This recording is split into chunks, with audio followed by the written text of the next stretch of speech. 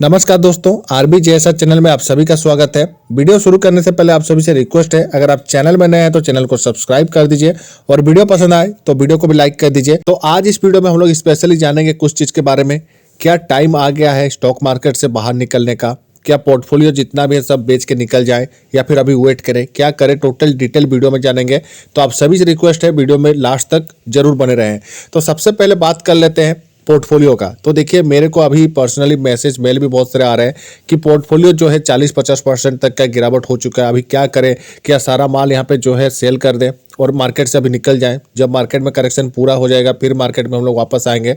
तो देखिए, अभी का डेट में अगर पोर्टफोलियो देखें तो 50% मान लीजिए, अगर मोटा मोटी मान लीजिए अगर 50% आपका पोर्टफोलियो गिरावट हुआ है तो वहाँ पे अगर आप बुक करते भी हैं तो 50% लॉस। अगर 1 लाख भी आप इन्वेस्ट किए होंगे तो 50,000 लेके आप कहाँ भी जाइएगा।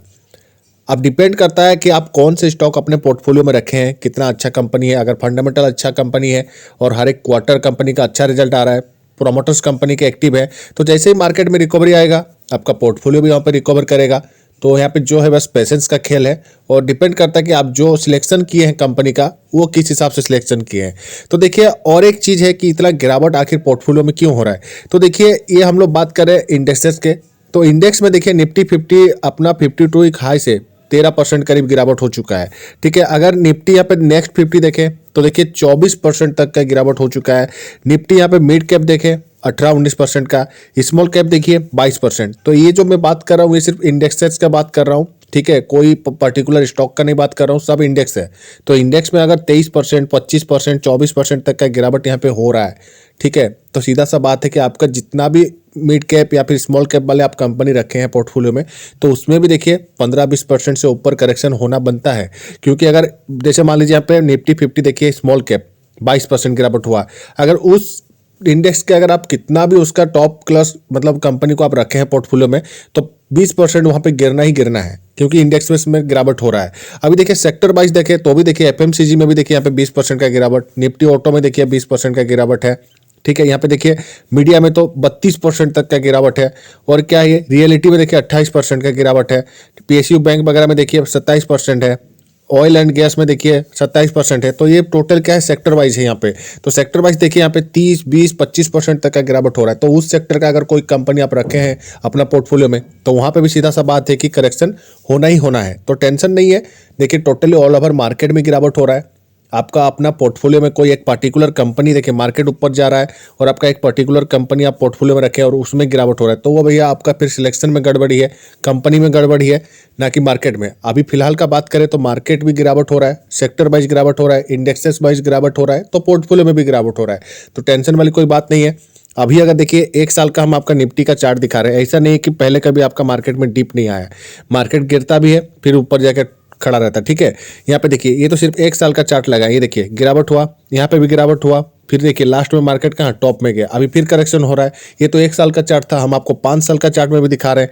ये देखिए मार्केट में गिरावट हुआ, फिर कंटिन्यू ऊपर गया, फिर देखिए यहाँ पे गिरावट हुआ, फिर ऊपर गया, फिर गिरावट, फिर ऊपर। ये तो 5 साल का चार्ट है। अगर मैक्सिमम चार्ट में लगा दे देखिए 2008 में जो करेक्शन हुआ था, फिर मार्केट ऊपर गया, फिर देखिए करेक्शन हुआ, फिर ऊपर गया। 2020 में कोविड का टाइम में करेक्शन हुआ, फिर मार्केट देखिए टॉप में।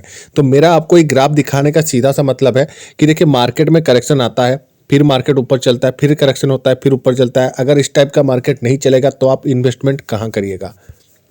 इन्वेस्टमेंट करने के लिए आपको एक डीप चाहिए, तो ये एक अपॉर्चुनिटी है। जो लोग कोविड के टाइम में उससे पहले जो लोग मार्केट में हैं वो लोग को पता है कि ये अपॉर्चुनिटी है, ना कि मतलब गिरावट हो रहा है तो माल बेच के लॉस में 50% बुक करके निकल जाए, नहीं है।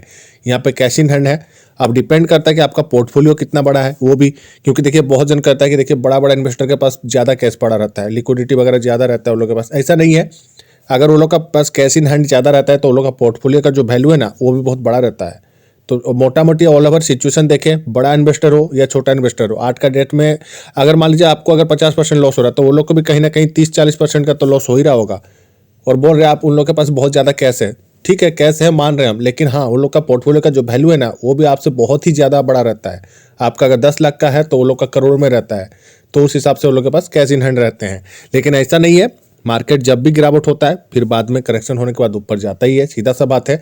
और मार्केट अगर डीप नहीं मारेगा तो अपॉर्चुनिटी नहीं मिलेगा ऊपर जाने का। तो आप इसको जो है अपने हिसाब से अपॉर्चुनिटी लीजिए और ऊपर चलिए, कोई दिक्कत नहीं है। यहाँ पे आप जो है आराम से मतलब थोड़ा पेशेंस का खेल है। और आपके सामने अभी देखिए बहुत जन क्या करते हैं ना कि जो लोग अभी रिसेंटली मार्केट में आए हैं, मार्केट का तेजी देख के, तो वो लोग के लिए कहीं ना कहीं लग रहा है कि मार्केट में करेक्शन हो रहा है भैया, लॉस बुक करके पैनिक में सिचुएशन को और पैनिक बढ़ा के माल बेच के निकल जा रहे हैं। ठीक है, अब मान लीजिए कोई एक अच्छा बढ़िया कंपनी है और रिजल्ट अच्छा आ रहा है, उसको वो लोग जो है ना थोड़ा सा 52 टॉप में जो है बाई कर लिए। ठीक है, अब उसके बाद जो है अपना पोर्टफोलियो में रखें, जैसे ही वहाँ पे गिरावट हुआ 10% का माल वहाँ पे जो है सेल करके निकल गए। ऐसा आपको नहीं करना है। आपको जो है, जो लोग पुराना है वो लोग ऐसा भूल गलती नहीं करते हैं। जो लोग नया आए हैं मार्केट का तेजी देख के कोविड के बाद, तो वो लोग मार्केट में कभी गिरावट देखे नहीं है। तो आज जब मार्केट गिरावट हो रहा है तो वो लोग माल बेच के यहाँ पे निकल जा रहे हैं। अब देखिए इस सिचुएशन में आपके पास फिर दो रास्ते हैं। आप डिपेंड करिए, पहले तो सोच लीजिए अपने आप में कि आप लॉन्ग टर्म इन्वेस्टर हैं कि शॉर्ट टर्म इन्वेस्टर हैं। ये मैं पोर्टफोलियो वाला के लिए बात कर रहा हूँ, इंट्राडे वगैरह के लिए नहीं बात कर रहा हूँ। तो आपके लिए डिपेंड करता है कि आप कौन से टाइप के इन्वेस्टर हैं। अगर आप लॉन्ग टर्म वाले हैं तब तो फिर हम उसी हिसाब से आपको गाइड करेंगे, और अगर शॉर्ट टर्म वाले हैं तो उसका अलग व्यू रहता है। क्योंकि अगर बात करें यहाँ पे हम लोग शॉर्ट टर्म का, तो देखिए शॉर्ट टर्म में सीधा सा बात है, अगर आप कोई भी ट्रेड लेते हैं तो आपका प्रॉपर एसएल के साथ लेते हैं। क्योंकि भैया आपका टारगेट भी वहाँ पे फिक्स रहता है, स्टॉप लॉस भी आपका फिक्स रहता है। क्योंकि हम शॉर्ट टर्म के लिए ट्रेडिंग करें, स्विंग ट्रेड करें या फिर इंट्राडे ट्रेडिंग करें, जो भी है उसी को शॉर्ट टर्म कहते हैं। जो कि हम लोग साल भर के अंदर ट्रेडिंग करते हैं। उसमें हो सकता है स्विंग ट्रेड में आपको 1-2 महीना भी लग जाए, लेकिन वो भी जो है शॉर्ट टर्म ट्रेडिंग ही कहलाता है। तो वो डिपेंड करता है। उस केस में क्या है कि भैया हमको प्रॉपर एसएल के साथ चलना है। वहाँ पे कोई मतलब ऐसा नहीं कि हम रिस्क ले लेंगे, नहीं। अगर कोई कंपनी है, अच्छा फंडामेंटल है, देख रहे हैं कि कुछ उस टाइप का ऑर्डर वगैरह आ गया, Q3 का रिजल्ट आ गया, कुछ अच्छा आ गया, कोई भी चीज़ न्यूज़ बेस आ गया, तो वहाँ पे जो है आप मान लीजिए कोई कंपनी को बाय करते हैं कोई एक पर्टिकुलर वैल्यू में 10 रुपया में। ठीक है, वहाँ से आपका टारगेट कितना रहेगा भैया, 10% या 12% तक का हम वहाँ पे जो है टारगेट रखेंगे। तो अपना स्टॉप लॉस भी वहाँ पे फिक्स रहना चाहिए 7-8% तक का। अगर लॉस होगा तो मेरे को 7-8% दे के निकलेंगे, अगर प्रॉफिट होगा तो 12-15% वहाँ से हम लेके निकलेंगे। तो ये है शॉर्ट टर्म का नियम। वहाँ पे ऐसा नहीं कि आप होल्ड करते रहे सालों साल, ऐसा नहीं है। उसके लिए क्या है आपके पास लॉन्ग टर्म।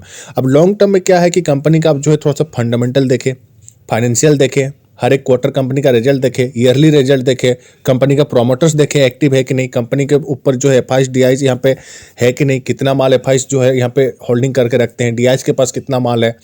ठीक है, अब लिक्विडिटी उसी हिसाब से जनरेट होता है, कितना उसका जो है ट्रांजैक्शन होता है। डेली वाइज देखिए, डिलीवरी परसेंटेज उठ रहा है, डेली नहीं कम से कम आपको तो ये सब चीज़ तो मतलब कम से कम जो कंपनी आप यहाँ पे पोर्टफोलियो में रखे हैं लॉन्ग टर्म के लिए, तो उसका देखिए क्वार्टरली रिजल्ट आपको चेक करना ही करना है, और हर एक ईयरली रिजल्ट भी जो है चेक करना है।